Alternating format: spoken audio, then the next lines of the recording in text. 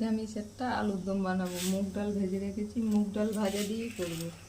আলুটা সিদ্ধ করে রেখেছি। এখানে শুকনো লঙ্কা, জিরে, কাজু, চালমগজ, আদা আছে। নিরামিষ করবো, দই আছে, এগুলো বেটে নেবো, গুঁড়ো করে নেবো।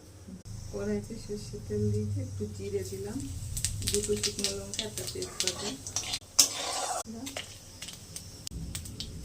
মশলাটা দিয়ে দিলাম,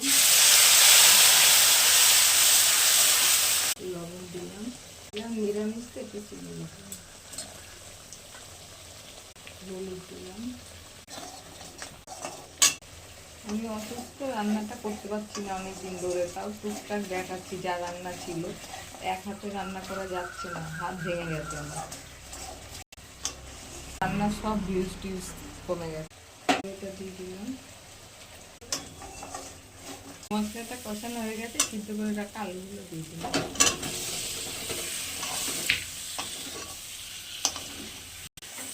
দিয়ে দিলাম, সিদ্ধ করে রাখা আছে আলু। সিদ্ধ না করলে ওটা ভেজে নিয়ে করলে ওটা, আমি আলুটা সিদ্ধ করে নিয়েই করেছি। গুঁড়োগুলো দিয়ে দিলাম, ঝোলটা ঘন হবে।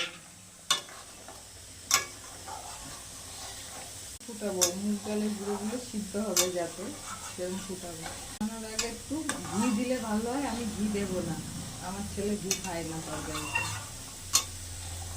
ঘি দিয়েই দেবেন একটু। গরম মশলাটা আগেই দিয়ে দিয়েছি, আর দিতে হবে না।